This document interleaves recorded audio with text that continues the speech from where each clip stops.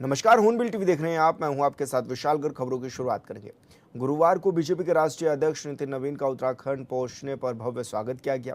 इसके बाद राष्ट्रीय अध्यक्ष ने प्रदेश मुख्यालय में बीजेपी की कोर कमेटी की बैठक भी ली है। साथ ही उन्होंने कैबिनेट मंत्रियों के साथ भी अहम बैठक की। वहीं बैठक के बाद बीजेपी प्रदेश अध्यक्ष महेंद्र भट्ट ने जानकारी देते हुए बताया कि कोर कमेटी की बैठक में मुख्य रूप से बूथ प्रबंधन और संगठन को और मजबूत करने पर जोर दिया गया। उन्होंने कहा कि जिन बूथों पर बीजेपी लोकसभा और विधानसभा चुनाव में कमजोर रही, वहां विशेष रणनीति के तहत काम भी किया जाएगा। इसके लिए कोर कमेटी के सदस्य जून, जुलाई और अगस्त माह में दो दो दिन विधानसभा क्षेत्र में प्रवास भी करेंगे। इस दौरान वो बूथ स्तर तक जाकर कार्यकर्ताओं से संवाद करेंगे और स्थानीय समस्याओं की जानकारी लेकर सरकार तक भी पहुंचाएंगे। महेंद्र भट्ट ने कहा है कि राष्ट्रीय अध्यक्ष ने संगठन को और सक्रिय बनाने के साथ साथ विपक्षी दलों की गतिविधियों पर भी नजर रखने के निर्देश दिए हैं।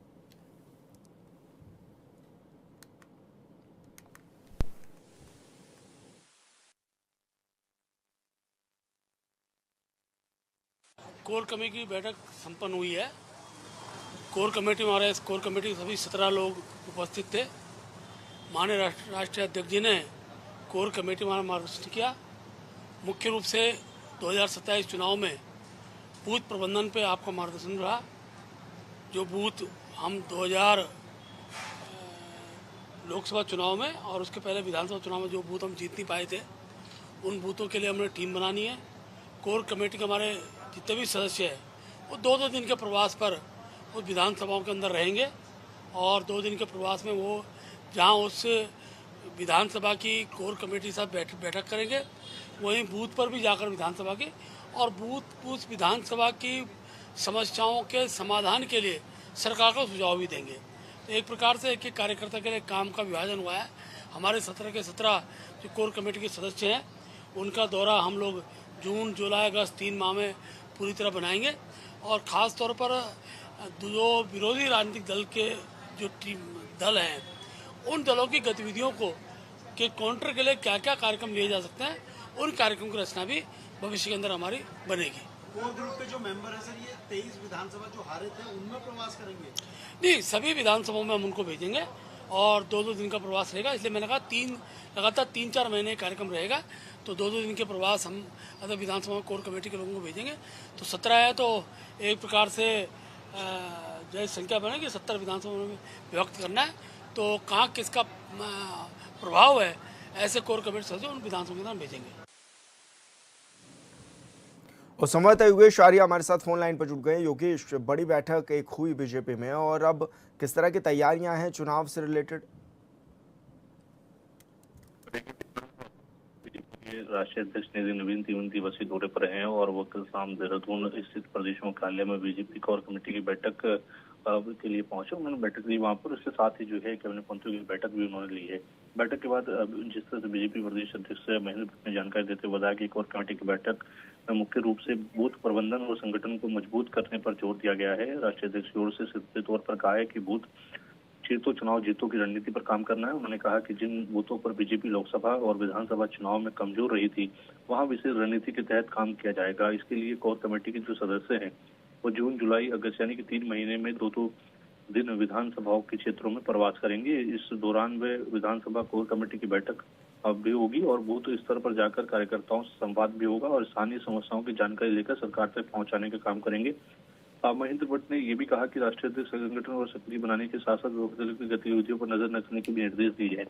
तो विशाल, इसको ऐसे समझा जा सकता है कि बूथ, क्योंकि पहले से ही भारतीय जनता पार्टी का रहता है कि बूथ जीतो चुनाव जीतो, और बूथ को मजबूत करने के लिए जिन जिन विधानसभाओं में जो कमजोर रही हैं, बूथ कमजोर रहे हैं, वहां पर जो है अब जो कोर कमेटी के सदस्य हैं उनको वहां भेजा जाएगा। 2-2 दिन के प्रवास वो वहां पर करेंगे और इस दौरान वहां पर वह पूरी रणनीति को तैयार करेंगे। देखेंगे कि आखिरकार वजह क्या है कि यहाँ पर कमजोर है और ऐसे में अगर वहां पर बदलाव की स्थिति होगी तो वह भी देखने को मिलेगी। उसकी समीक्षा जो है कहीं ना कहीं प्रदेश अध्यक्ष महेंद्र भट्ट करेंगे। उनकी जानकारी पूरी वो लेते नजर आएंगे। उसके बाद वो जानकारी ऊपर जो है केंद्र को भेज जाएगी।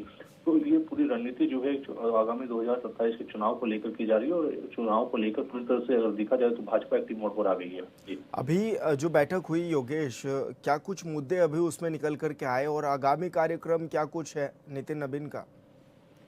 देखिए बिल्कुल, क्योंकि आज भी जो है विधायकों के साथ, सांसदों के साथ, प्रदेश पदाधिकारियों के साथ, मोर्चों के पदाधिकारियों के साथ, नगर पालिका के जो अध्यक्ष हैं, मेयर हैं, इन तमाम लोगों के साथ बैठक होनी है और इन बैठक में भी जो है आगे की रणनीति को लेकर तैयार किया जाएगा। जिन विधानसभाओं में कमजोर है वहां पर आखिरकार ऐसी स्थिति क्यों है, इसकी पूरी जानकारी विधायकों से भी ली जाएगी, सांसदों से भी वहां पर जो है पूरी तरह से जानकारी ली जाएगी कि आखिरकार आप सांसद हैं, वहां पर जो है इस तरह के अगर उनकी इलाके की कोई विधानसभा कमजोर है तो वहां पर किस तरह से काम करना है। तो ये पूरी रणनीति जो है कहीं ना कहीं बनाई जाएगी। और सीधे तौर पर जिस तरह से उन्होंने कहा है कि हमें विपक्षी दल जो है उनकी जो सक्रियता है, विपक्षी दलों की वहां की उनकी गतिविधि क्या है उन पर भी नजर रखना है, यानी कि उनको भी उनकी तरफ से निर्देश दिए कि उनको हल्के में लेना नहीं है, उनको भी जो है उनकी रणनीति जो तैयार की जा रही है वो किस तरह से उन पर काम कर रहे हैं उस पर भी पूरी तरह से नजर रखना है। यानी कि 2027 में हैट्रिक लगाना आसान नहीं है, लेकिन उसको आसान बनाने के लिए काम करना होगा, ये सीधे तौर पर निर्देश दिए गए। उन्होंने कहा है कि पार्टी जो है पर्वतीय इलाकों में जब प्रवास करेगी तो वहाँ की कुछ सब रणनीति जो है वो बनाई जाएंगी और इसके साथ साथ जो है फीडबैक पूरी तरह से जो है प्रदेश अध्यक्ष को दिया जाएगा। जी बिल्कुल योगेश, बहुत शुक्रिया आपका तमाम जानकारी साझा करने के लिए। खबरों में आगे बढ़ेंगे और बड़ी खबर का रुख कर लेते हैं। उत्तराखंड में मौसम ने फिर बदली करवट, कई जिलों में तेज बारिश और आंधी का भी अलर्ट जारी। मौसम विभाग ने जारी किया ऑरेंज अलर्ट। दून, टिहरी, चमोली समेत 7 जिलों में भारी बारिश की भी चेतावनी। बिजली चमकने, ओलावृष्टि और तेज हवाओं की संभावना जताई गई है। 50 से 60 किलोमीटर प्रति घंटा की रफ्तार से चल सकती हैं हवाएं। तो 3800 मीटर से अधिक ऊंचाई वाले क्षेत्रों में बर्फबारी के भी आसार बताए गए हैं। ये बड़ी खबर आप तक पहुंचा रहे हैं, जहां पर मौसम विभाग ने ऑरेंज अलर्ट जारी कर दिया है और ये बताया गया है कि देहरादून समेत 7 जिलों में भारी बारिश की चेतावनी भी इस दौरान दी गई है।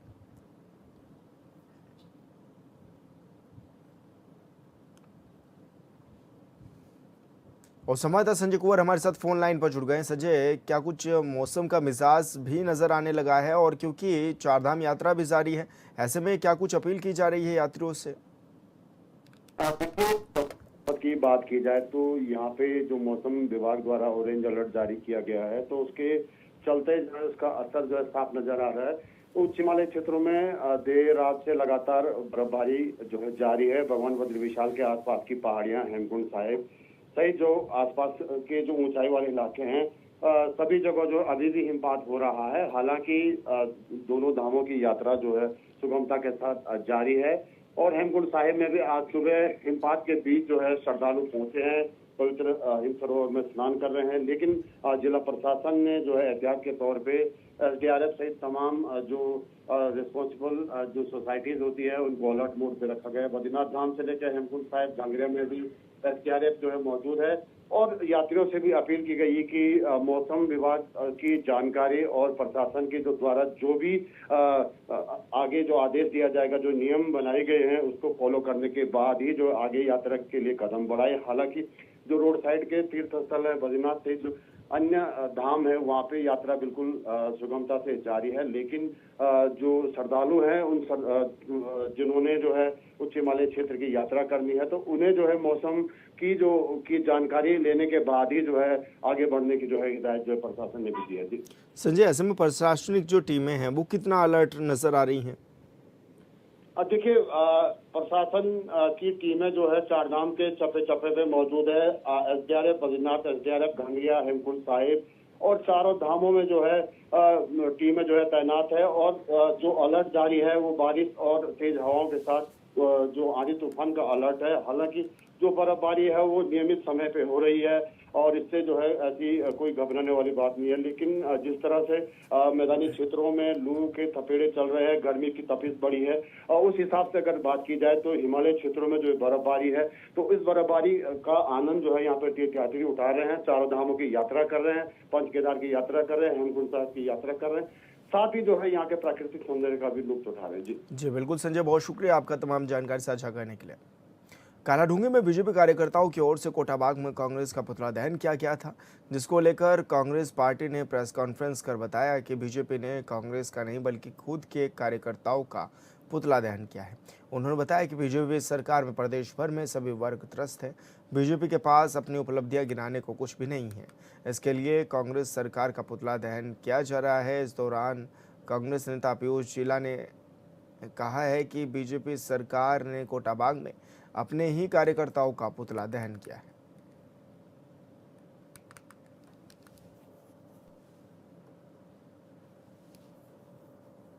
है, जिसमें बताया जा रहा है कि कांग्रेस का पुतला फूका वो आपको साफ साफ दिख रहा होगा कि पहले इनकी प्लानिंग क्या थी। पहले इनकी प्लानिंग थी कि अपने कार्यकर्ताओं का पुतला फूकेंगे, तब अचानक से इन्होंने कांग्रेस का नाम देके, क्योंकि कांग्रेस ने कहीं पर भी कांग्रेस की जो विचारधारा रही है वो विचारधारा रही है विकास की विचारधारा।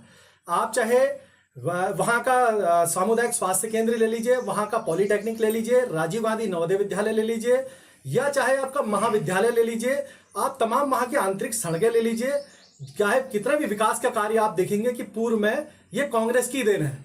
तो कांग्रेस रोड़ा कहाँ से बनेगी? वो पुतला कांग्रेस का नहीं, उन्होंने अपने कार्यकर्ता का पुतला फूका था और उनके कार्यकर्ता ने ही कल एक इस्तीफा दिया था, वो सबके सामने जग जाहिर है। भाजपा ने अपनी नाकामी का पुतला फूका है, क्योंकि कोटाबाग हो या फिर पूरी कार्डोली विधानसभा क्षेत्र हो, जबरदस्त तरीके से बीजेपी के जो शीर्ष नेता है उनका विरोध हो रहा है। सूरसा के जैसे मुंह फाड़े समस्याएं खड़ी हैं।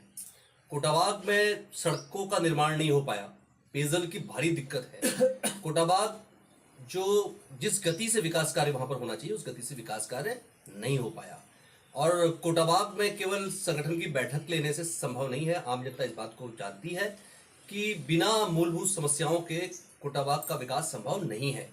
और जोरदार बात यह है कि सत्ता में बैठे संबंधित माननीय और सरकार द्वारा मतलब कांग्रेस पार्टी का पुतला फूकना कितना हास्यप्रद है। आशय इस बात का है कि सब कोटाबाग के लोग के मेरे पास फोन आ रहे हैं, और लोग अब ये जो आप देख रहे होंगे वीडियोस जो चल रही है सोशल मीडिया में, लोग उसमें जो माननीय है और जो सरकार है उन्हीं को कोस रहे हैं। बीजेपी के कुछ कार्यकर्ताओं द्वारा समूह की महिलाओं को बरगला के कोटाबाग में ले आया गया और कांग्रेस का पुतला फूका। लेकिन मैं बताऊं, कांग्रेस का पुतला, नाम जरूर कांग्रेस का था, बीजेपी ने अपने ही कार्यकर्ताओं का पुतला फूका है। और वो क्यों फूका है? जब बीजेपी के कार्यकर्ताओं ने क्षेत्रीय विधायक से सवाल पूछा कि आज कोटाबाग की सड़कों की दशा खराब क्यों है, आज कोटाबाग के अस्पताल की दशा खराब क्यों है, आज कोटाबाग के नलों में पानी क्यों नहीं आ रहा है, जब उनके कार्यकर्ताओं ने उनका पुतला फूका तो यहाँ पे आके देखिए, कल आप उसमें शायद आपने सोशल मीडिया में देखा भी होगा कि कोई एक पोस्टर उसमें दिख रहा है, और उसमें मैं बताऊं आपको बीजेपी के बहुत पुराने कार्यकर्ता हैं, उनका नाम उसमें है। तो बीजेपी ने कांग्रेस का पुतला नहीं फूका है, बीजेपी ने कांग्रेस का नाम लिख के अपने ही कार्यकर्ताओं का पुतला फूका है। भीषण गर्मी और लगातार बढ़ते तापमान के बीच विकासनगर वन प्रभाग के वन्य जीवों के लिए राहत की बड़ी पहल शुरू कर दी गई है। जहां जंगलों में प्राकृतिक जल स्रोत सूखने लगे हैं, जिसके चलते जंगली जानवर आबादी वाले क्षेत्रों की ओर रुख कर रहे हैं। ऐसे में वन विभाग ने जंगलों में पानी की कमी को दूर करने के लिए विशेष अभियान छेड़ा हुआ है। तिमली और जोधपुर रेंज में कृत्रिम तालाबों तक रोजाना टैंकरों से पानी पहुंचाया जा रहा है। विभाग के मुताबिक प्रतिदिन करीब 20 टैंकरों के जरिए जलापूर्ति भी की जा रही है। इतना ही नहीं, इस बार स्थायी जल स्रोतों को पाइपलाइन से जोड़कर कई तालाबों तक लगातार पानी पहुंचाने की व्यवस्था भी की गई है।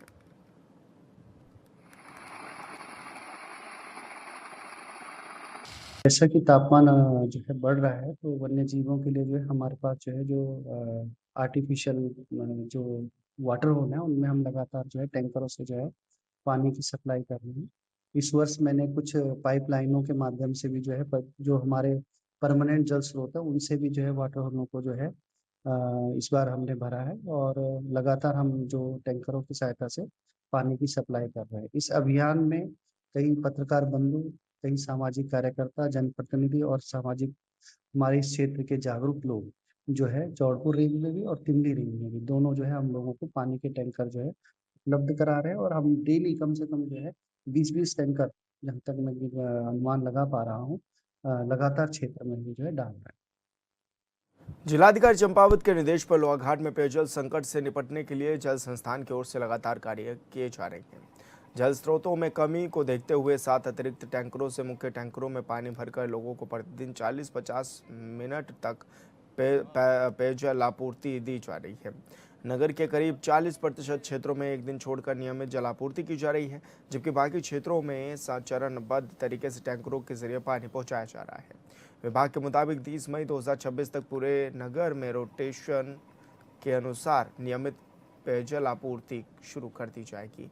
इसके अलावा 11 सोलर हैंडपंप और 24 हस्तचालित हैंडपंपों से भी लोगों को पानी उपलब्ध कराया जा रहा है।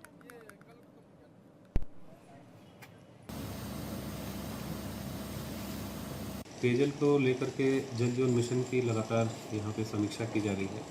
साथ ही जो पेयजल, ऐसे पेयजल लाइनें जो पहले क्षतिग्रस्त हुई हैं उनमें जल संस्थान और जल निगम को आपदा निधि के माध्यम से धनराशि आवंटित की गई है ताकि वो अपनी जो लाइनें क्षतिग्रस्त हैं उसको सुचारू कर सकें। इसके अतिरिक्त हमारे यहाँ माननीय मुख्यमंत्री जी की घोषणा में अभी 25 हैंडपम्प की स्वीकृतियाँ प्राप्त हुई हैं, जो कि विभिन्न चरणों में हैं और लग रही हैं। इसके अतिरिक्त माननीय मुख्यमंत्री जी की घोषणा में ही द्वितीय चरण में 50 और हैंडपम्प की जो है वो मांग की गई है, उस पर भी कार्य किया जा रहा है। साथ ही अभी हम लोगों ने जो डिस्ट्रिक्ट प्लान है उसमें भी कई स्थानों पे जो गैप्स हैं प्रतिपूर्ति के लिए रखा है, उसमें प्रस्ताव जो है वो रखे हैं, जो नए तोप में छूटे हुए हैं या जिन पे कार्यवाही अत्यंत आवश्यक है वो भी किया जा रहा है। पूर्व क्रिकेटर नवजोत सिंह सिद्धू ने हरिद्वार पहुंचकर सिद्धपीठ माया देवी मंदिर और भैरव मंदिर में पूजा अर्चना की। बताया जा रहा है कि वो पिछले 2 दिनों से हरिद्वार में निजी प्रवास पर थे और बेहद सीमित लोगों को ही उनके दौरे की जानकारी थी। मंदिर दर्शन के बाद नवजोत सिंह सिद्धू पीलीभीत हाउस पहुंचे, जहां से सामान लेने के बाद वो अगले गंतव्य के लिए रवाना भी हो गए।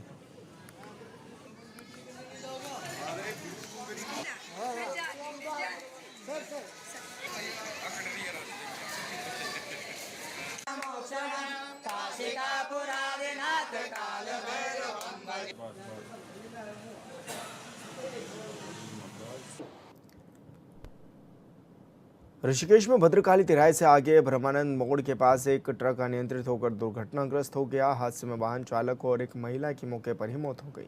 घटना की सूचना मिलते ही एसडीआरएफ की टीम और स्थानीय पुलिस तत्काल मौके पर पहुंची और त्वरित कार्रवाई करते हुए डिवाइडर के नीचे दबी महिला को निकालकर पुलिस की मदद से एम्बुलेंस के जरिए अस्पताल पहुंचाया गया।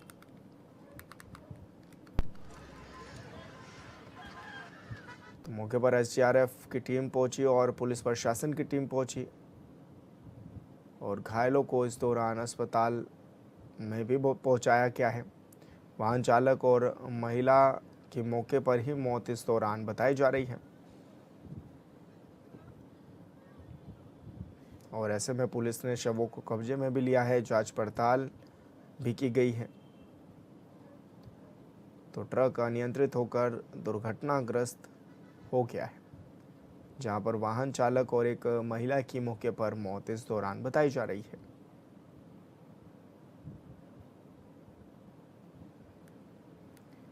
मंगलूर कोतवाली क्षेत्र में 3 युवकों की बेरहमी से पिटाई का वीडियो सोशल मीडिया पर तेजी से वायरल हो रहा है, जिसमें युवकों को घर के अंदर बंद कर लाठी डंडों और लात घूसों से बेरहमी से पीटा गया है। स्थानीय लोगों के मुताबिक ये मामला 3 दिन पहले गांव में हुए 2 पक्षों के खूनी संघर्ष से जुड़ा हुआ बताया जा रहा है। पुलिस का कहना है कि वायरल वीडियो और पूरे घटनाक्रम की जांच की जा रही है। जांच के बाद आरोपियों के खिलाफ सख्त कानूनी कार्रवाई भी की जाएगी। ऋषिकेश के लक्ष्मण झूला क्षेत्र में सिंगटाली पुल के पास गंगा नदी में स्नान करते समय 2 लोग बह गए हैं। दरअसल मेरठ से घूमने आए 6 कर्मचारियों के समूह में शामिल रितु माहेश्वरी और नरेश उपाध्याय संतुलन खोकर नदी में बह गए। घटना की सूचना मिलते एसडीआरएफ की ढालवाला और 82 टीम मौके पर पहुंची। डीप ड्राइवरों की ओर से सर्च ऑपरेशन भी जारी है।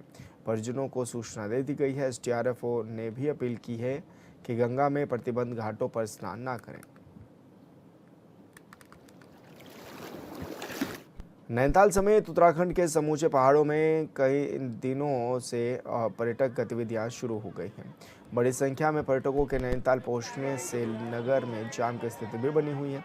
ऐसे में पुलिस प्रशासन एक्टिव मोड में नजर आ रहा है। पर्यटकों का कहना है कि वो नैनीताल की ठंडी हवाओं और खूबसूरत प्राकृतिक सौंदर्य का लुत्फ भी उठा रही हैं। साथ ही पर्यटकों को नैनीताल का मौसम खूब भा भी रहा है।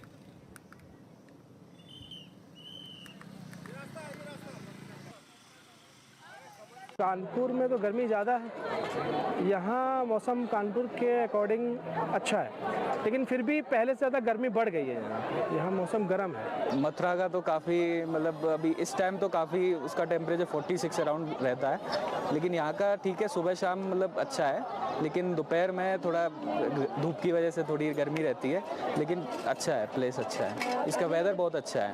पर्यटकों के लिए यही कहेंगे, अभी छुट्टी चल रही है, आइए घूमिए, अच्छी जगह है। यहाँ पे हमारा मंदिर भी है, काफ़ी अच्छी है। मौसम भी बहुत अच्छा और यहाँ पहुँच के भी बड़ा मजा आया। हमें रास्ते में कुछ भी परेशानी नहीं हुई, बहुत अच्छा था सब कुछ। यहाँ पे रहते हैं, वहाँ पे 45 डिग्री तो क्रॉस कर गया था अभी ये तो यहाँ पे हम लोग 20-25 डिग्री से एंजॉय कर रहे हैं, काफ़ी बढ़िया है। निर्धारित पार्किंग के बाद शटल सेवा होगा। ये सब नैनीताल का ट्रैफिक प्लान है जो चल रहा है, जो आपका समर का ट्रैफिक प्लान होता है। तो बाइकर्स को भी रोका गया है? बाइकर्स को यस रोका नहीं गया है अभी तक, तो कि अगर ज़्यादा होता है तब उस पर कॉल लिया जाएगा। अभी रोका नहीं गया। तो मैं तो देख ही रहा हूँ मॉल रोड में काफ़ी सारे बाइक्स हो रहे हैं, हम किसी को रोक नहीं रहे। यस, अगर दोपहर के बाद ये उपद्रवी लोग हैं जो बरेली, रामपुर, पीलीभीत और ये क्या बोलते हैं तांडा, दड़ियाल, इन सब जगहों से या बनबुलपुरा जगहों से उपद्रव मचाने यहाँ आएंगे बाइक में। गदरपुर पुलिस ने ऑपरेशन प्रहार के तहत मुखबिर की सूचना पर सेफ्टा फार्म रोड स्थित एक खोखे में छापा मारकर 4 करोड़ 54 लाख रुपए के असली और नकली नोट बरामद किए हैं। जांच में कई गाड़ियों में ऊपर असली 500 रुपए के नोट और नीचे चिल्ड्रन बैंक ऑफ इंडिया लिखे नकली नोट मिले हैं। पुलिस ने इस मामले में 2 आरोपियों को भी गिरफ्तार कर लिया है। और फिलहाल इस बुलेटिन में मेरे साथ इतना ही। आप देखते रहिए हॉर्नबिल टीवी। नमस्कार।